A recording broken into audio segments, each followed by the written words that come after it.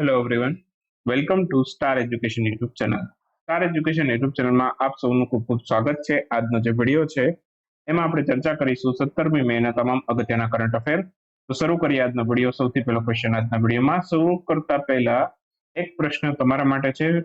તો પ્રશ્નનો જવાબ તમારે લખવાનો છે કોમેન્ટ બોક્સની અંદર. પ્રશ્ન તમારા માટે એવો છે કે હાલમાં જ હિન્દ મહાસાગર સંમેલન છે એનું આયોજન નીચેનામાંથી કયા દેશમાં કરવામાં આવેલું છે? તો ઓપ્શન આપેલા છે, તમારે આન્સર લખવાનો કોમેન્ટમાં, સાથે સાથે જેટલું પણ યાદ આવે લખવાનો પ્રયાસ કરવાનો છે કોમેન્ટમાં. શરૂ કરીએ આજનો વિડીયો.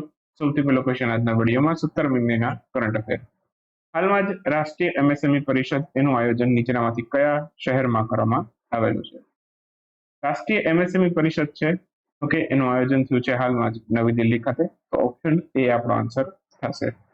હાલમાં જ નવી દિલ્હી ખાતે રાષ્ટ્રીય એમએસએમઈ પરિષદ છે એની સૌથી પહેલી બેઠક થઈ છે. તો ક્વેશ્ચન એવો પણ આવે કે કેટલામું સંસ્કરણ હતું બેઠકનું? તો સૌથી પહેલું સંસ્કરણ છે. આ એમએસએમઈ પરિષદની રચના કોણે કરી? તો કે એમએસએમઈ મંત્રાલય છે એમણે કરી. ઓકે, તો આ ખાસ ધ્યાન રાખજો. આનું પૂરું નામ પણ પૂછી શકે, ministry of small medium enterprise. Okay, તો આ પણ ખાસ યાદ રાખજો. બાકી એમએસએમઈ પરિષદ અથવા તો એમએસએમઈ મંત્રાલય અંતર્ગત, પરિષદ નહીં, અહીંયા મંત્રાલય. એમએસએમઈ મંત્રાલય અંતર્ગતની બે યોજના ચર્ચામાં છે. એક તો છે રેમ્પ યોજના અને બીજું છે લીન યોજના. આ રેમ્પ યોજના માટે છે ફંડિંગ કોણ પૂરું પાડશે એવો પણ ક્વેશ્ચન આવી શકે છે તમારી પરીક્ષા માટે. તો આ રેમ્પ યોજના માટે વર્લ્ડ બેંક છે બરાબર, એ ફંડ પૂરું પાડવાનું છે. જેના અત્યારે અધ્યક્ષ કોણ છે? તો કે ડેવિડ મલ્પસ. ઓકે, વર્લ્ડ બેંક છે તો કે એની સ્થાપના 1944માં થયેલી છે. એ પણ એક અગત્યનો પોઈન્ટ છે. બાકી આમાં કેટલું ફંડિંગ પૂરું પાડવામાં આવશે? 6000 કરોડ રૂપિયાનું ફંડિંગ છે આમાં પૂરું પાડવામાં આવશે વર્લ્ડ બેંક દ્વારા. બાકી એક બીજો અગત્યનો પોઈન્ટ છે બરાબર, આ પણ ફાઇનાન્શિયલ બાબતો માટેનો છે, એટલા માટે થોડુંક આપણે આની સાથે સાથે કવર કરી લઈએ. તો નિર્મળા સીતારમણ છે એના દ્વારા નવી દિલ્હી ખાતેથી છે વિત્તીય સ્થિરતા અને વિકાસ પરિષદ જે છે, વિત્તીય સ્થિરતા અને વિકાસ પરિષદ, એની 27મી બેઠકની અધ્યક્ષતા કરવામાં આવેલી. તો સિમિલર લાગતો વળગતો પોઈન્ટ છે એટલે આપણે અહીંયા સાથે લઈ લીધું છે. ક્લિયર? ચલો એના પછી નેક્સ્ટ ક્વેશ્ચન છે, હાલમાં જ નીચેનામાંથી કયા રાજ્યની સરકારે સ્ટેટ રોબોટિક્સ ફ્રેમવર્ક છે એનું લોન્ચિંગ કર્યું છે? સ્ટેટ રોબોટિક્સ ફ્રેમવર્કનું લોન્ચિંગ કર્યું છે હાલમાં જ તેલંગાણાની સરકારે. તેલંગાણાના મુખ્યમંત્રી કે ચંદ્રશેખર રાવ છે. ઓકે, તો એમના દ્વારા આનું ઉદ્ઘાટન કરવામાં આવેલું છે. ઓકે, તો ઓપ્શન એ આપણો આન્સર થશે. હાલમાં જ સ્ટેટ રોબોટિક ફ્રેમવર્ક તેલંગાણા દ્વારા શરૂ કરવામાં આવ્યું. આ માટે તેલંગાણા રાજ્યની અંદર ટ્રિક એટલે કે તેલંગાણા રોબોટિક ઇનોવેશન સેન્ટર છે એની રચના પણ કરવામાં આવશે. તો આ ટ્રિક ક્યાં બનશે એવું પણ પૂછી શકે, તથા ટ્રિકની રચના કરવામાં આવશે. આ ટ્રિકનું પૂરું નામ જણાવો એવો પણ ક્વેશ્ચન આવી શકે છે. તેલંગાણાએ વી હબ અને ટી હબનું નિર્માણ કર્યું છે.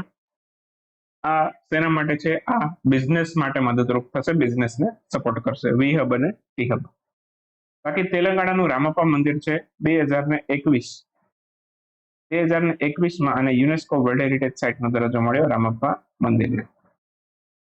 શાંતિ નિકેતન પણ ચર્ચામાં હતું, ગઈકાલે જ આપણે વાત કરી હતી. શાંતિ નિકેતન છે ઓકે, એ કયા રાજ્યમાં આવેલું છે એ તમારે મને કહેવાનું છે. અને શાંતિ નિકેતન ન્યૂઝમાં શા માટે તો એ કહી દઉં. અને એક ઇન્ટરનેશનલ સંસ્થા છે આઇકોમોસ, એણે વર્લ્ડ હેરિટેજ સાઇટ ડિક્લેર કરવા માટે યુનેસ્કોને ભલામણ કરી છે. રાઇટ ટુ વોક છે આ લાગુ કરનાર ભારતનું સૌથી પહેલું રાજ્ય કયું બન્યું છે? Right to walk. Okay, right to walk છે આ લાગુ કરનાર ભારતનું સૌથી પહેલું રાજ્ય બન્યું છે પંજાબ. આન્સર આવશે પંજાબ. પંજાબ છે રાઇટ ટુ વોક છે લાગુ કરનાર ભારતનું સૌથી પહેલું રાજ્ય બની ગયું છે. આ પંજાબની અંદર હવે જે સડકો બનશે બરાબર, ત્યાં એક વોકિંગ પાથ અલગથી બનાવવો પડશે. જેટલી પણ સડક નિર્માણ કંપનીઓ છે, સરકારી હોય કે ખાનગી હોય, એ દરેકને હવે સડકમાં વોકિંગ પાથ બનાવવો પડશે. રાઇટ ટુ વોક અંતર્ગત છે આ તમામને ફરજ પડી છે. પંજાબના મુખ્યમંત્રી છે ભગવંત માન, તેમણે આ પહેલ શરૂ કરી છે. એક પંજાબના એક મુખ્યમંત્રી ચર્ચામાં હતા, ભૂતપૂર્વ મુખ્યમંત્રી પ્રકાશસિંહ બાદલ, એમનું નિધન થઈ ગયું છે. તે પંજાબના સૌથી યુવા મુખ્યમંત્રી હતા.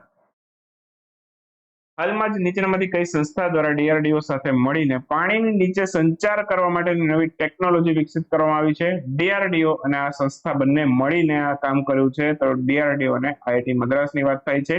પાણીની નીચે તમે કમ્યુનિકેશન કરી શકો એવી ટેકનોલોજી વિકસિત કરી છે. નોર્મલી આપણે દરિયાની નીચેની સપાટી, પાણીની નીચેની સપાટી એટલે દરિયા નદીની વાત કરીએ તો એની નીચેની સપાટીમાં કમ્યુનિકેશન નથી થઈ શકતું, બરાબર. તો આ જે ટેકનોલોજી છે ભારતીય નૌસેનાને ખૂબ મદદરૂપ થશે. આ ટેકનોલોજીથી પાણીની નીચે પણ સંચાર કરી શકાશે, કમ્યુનિકેશન કરી શકાશે. તો ડીઆરડીઓ આઈઆઈટી મદ્રાસ બંને મળીને આમાં કામ કરે છે.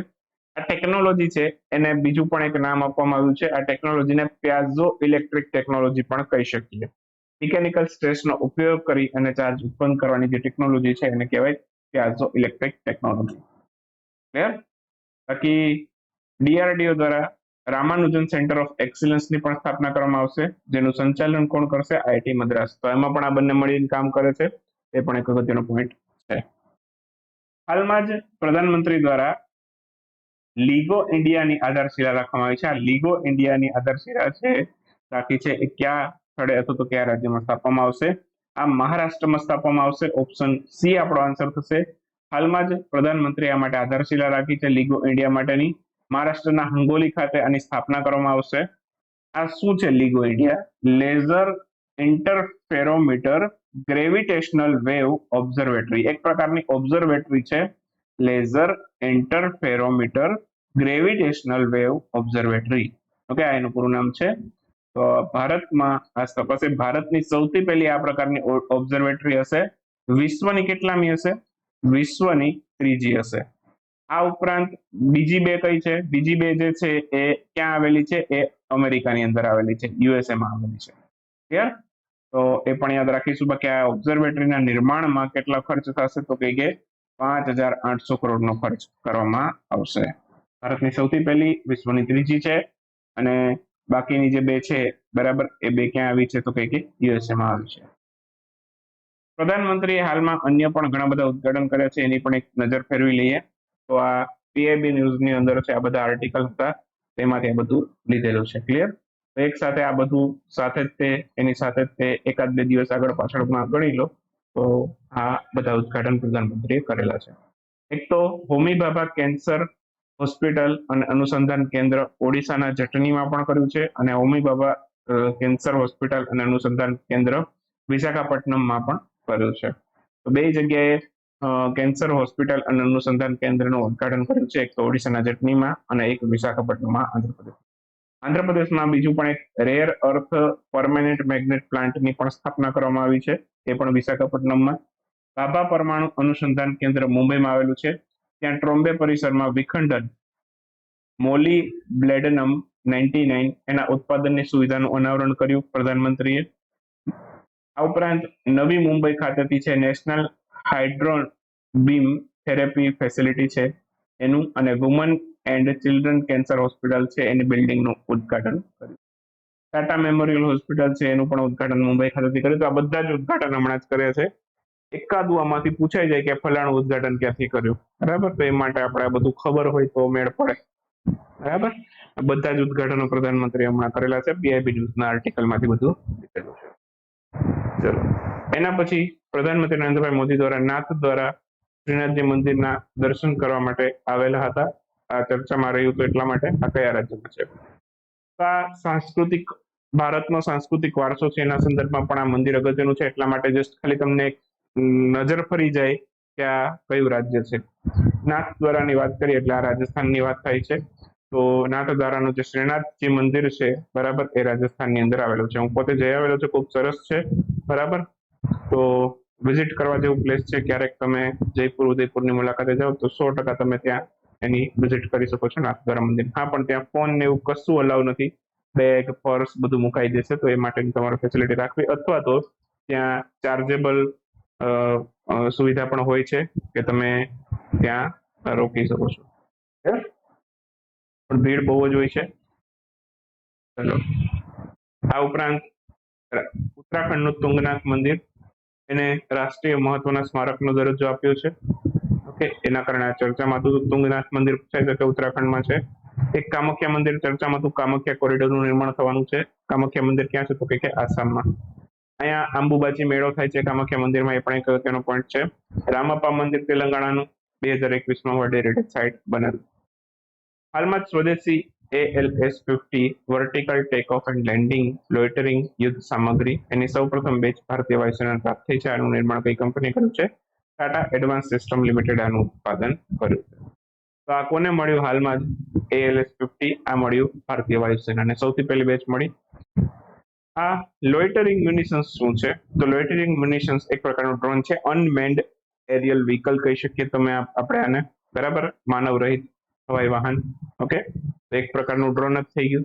તો ડ્રોનમાં પણ ગણી શકો અથવા તો અનમેન્ડ એરિયલ વ્હીકલમાં પણ ગણી શકો. ભારતીય વાયુ સેનાને પ્રાપ્ત થયું છે. કોને બનાવ્યું? તો કે ટાટા એડવાન્સ સિસ્ટમ લિમિટેડે બનાવ્યું છે. એક બીજું આવું એક લોઇટરિંગ ચર્ચામાં હતું, નાગાસ્ત્ર 1 ભારતીય સેના ઇન્ડિયન આર્મી માટે બનાવવાનું છે. આ કોણ બનાવે છે? ઇકોનોમિક્સ એક્સપ્લોસિવ્સ લિમિટેડ ભારતીય સેના માટે નાગાસ્ત્ર 1 નામનું લોઇટરિંગ મ્યુનિશન્સ બનાવે છે. એ પણ એક અગત્યનો પોઈન્ટ છે. એક પ્રકારનું અનમેન્ડ એરિયલ વ્હીકલ છે, એટલે કે માનવ રહિત હવાઈ વાહન. રથેન્દ્ર રમન શ્યામા પ્રસાદ મુખર્જી પોર્ટના નવા અધ્યક્ષ તરીકે નિયુક્ત થયા છે. આ પોર્ટ કયા શહેરમાં આવેલું છે? આ પોર્ટ છે પશ્ચિમ બંગાળના કોલકાતામાં આવેલું છે. તો આન્સર આવશે કોલકાતા. રથેન્દ્ર રમણ નામના વ્યક્તિ છે શ્યામા પ્રસાદ મુખર્જી પોર્ટના નવા અધ્યક્ષ બની ગયા છે. પશ્ચિમ બંગાળના કોલકાતામાં આ શ્યામા પ્રસાદ મુખર્જી પોર્ટ આવેલો છે. ભારતનો સૌથી જૂનો પોર્ટ છે. 1870માં આનું નિર્માણ થયેલું છે. આ ઉપરાંત પશ્ચિમ બંગાળના અન્ય પોર્ટની વાત કરું તો હલ્દિયા પોર્ટ છે, તાજપુર પોર્ટ છે, તો આ પણ પશ્ચિમ બંગાળમાં આવેલા છે.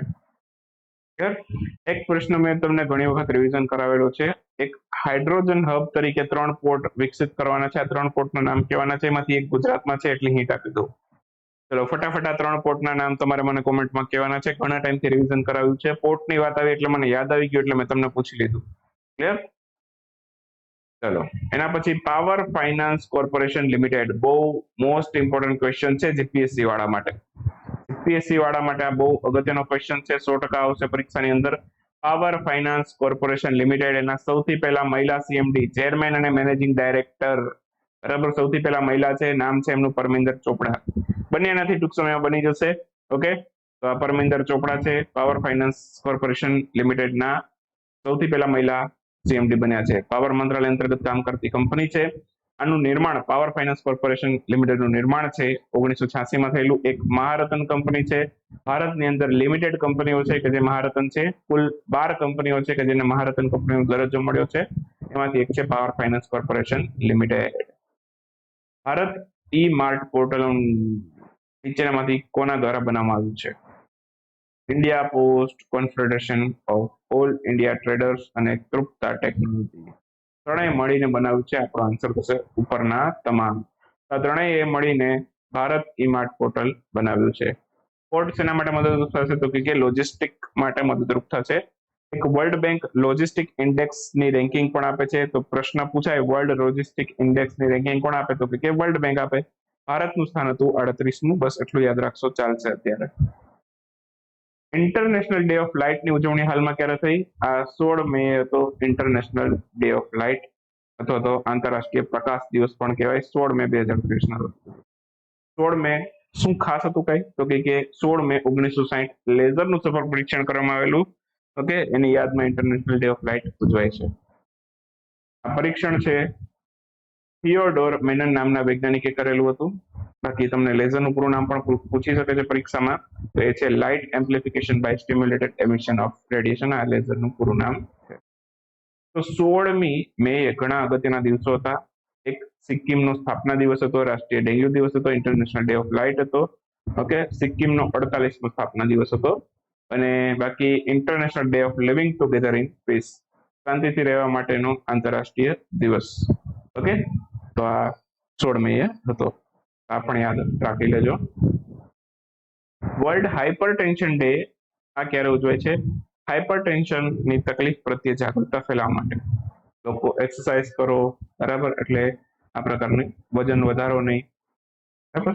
મેઇનલી બીપી ના મુખ્ય કારણ હોય એક તો ઓવરવેટ, બરાબર, અને બીજું એક રીઝન છે કે લેક ઓફ સ્લીપ, અપૂરતી ઊંઘ. બરાબર. બે મુખ્ય રીઝન છે જેમને બીપી છે, બરાબર, અને બીજું એક બહુ મહત્વનું રીઝન સ્ટ્રેસ. બરાબર, આ ત્રણ રીઝન છે એનાથી મોટે ભાગે બીપી થતું હોય. બાકી કોઈ મેડિકલ કન્ડિશનના કારણે પણ બીપી આવી શકે છે, તો એ એક અલગ વસ્તુ છે. બાકી મુખ્યત્વે અત્યારે બીપીના દર્દીઓ વધારે જોવા મળે છે, એમાં મુખ્યત્વે આ ત્રણ રીઝન જોવા મળે. તો આ આવું ના થાય એ માટે જાગૃતતા ફેલાવવા માટે વર્લ્ડ હાઇપરટેન્શન ડે ઉજવીએ છીએ 17મી. આજે છે 17 મે, આજે છે વર્લ્ડ હાઇપરટેન્શન ડે. તો ઉચ્ચ રક્તચાપ દિવસ પણ કહેવાય ગુજરાતીમાં, પણ મોટે ભાગે હાઇપરટેન્શન તમને પરીક્ષામાં જોવા મળે. થીમ છે measure your blood pressure accurately, control it and live longer. Blood pressure માપો, ચોકસાઈપૂર્વક માપો, કંટ્રોલ કરો અને લાંબુ જીવો. બરાબર. 2005માં સૌથી પહેલી વખત ઉજવાયેલો. બાકી હેતુ ખબર જ છે બધાને કે હાઈ બ્લડ પ્રેશર પ્રત્યે જાગૃતતા ફેલાવવા માટે. થોડાક વન લાઇનર પ્રશ્નો જોઈ લઈએ. હાલમાં જ હરે કૃષ્ણ હેરિટેજ ટાવરના નિર્માણ માટે આધારશિલા રાખવામાં આવી. કયા રાજ્યમાં રાખવામાં આવી? આ રાખવામાં આવી તેલંગાણાના હૈદરાબાદ ખાતે. કે ચંદ્રશેખર રાવ તેલંગાણાના મુખ્યમંત્રીએ આધારશિલા રાખી. બાંધવગઢ ટાઈગર રિઝર્વ ખાતે 18 બારાસિંગા એક પ્રકારનું હરણ હોય, સ્વામ્પ ડિયર પણ કહેવાય એને, તો એને છોડવામાં આવ્યા છે બાંધવગઢ ટાઈગર રિઝર્વમાં. આ કયા રાજ્યમાં છે બાંધવગઢ ટાઈગર રિઝર્વ? મધ્યપ્રદેશમાં આવેલો છે. લાર્સન ટુબ્રોના નવા સીએમડી કોણ બન્યા? SS સુબ્રમણ્યન લાર્સન ટુબ્રોના નવા સીએમડી બન્યા.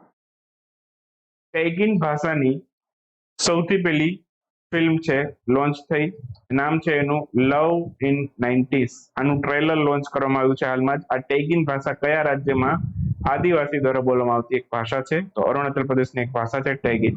સૌથી પહેલું ટ્રેલર લોન્ચ થયું છે આનું, તેના કારણે ચર્ચામાં હતી. બસ અહીંયા આપણો વિડીયો સમાપ્ત કરીએ. કરંટ અફેરનો કોર્સ લઈ શકો છો. જીપીએસસીની પરીક્ષાઓ આવે છે મિત્રો. જીપીએસસીની પરીક્ષામાં આપણા કરંટ અફેર તમને બહુ જ યુઝફુલ થશે. વિશ્વાસપાત્ર કરંટ અફેર આપતું આપણું એક માત્ર ગુજરાતનું સોર્સ છે, બરાબર. તો જે લોકોને કોર્સ લેવો છે, પ્રાઇસ વધી ગઈ છે હવેથી, તો લઈ શકો છો. અને હવે પછીની જે નેક્સ્ટ પ્રાઇસ હશે 999 હશે. જીપીએસસીની પરીક્ષા જેમ જેમ નજીક આવશે એમ હવે પ્રાઇસ ઇન્ક્રીઝ થતી જશે.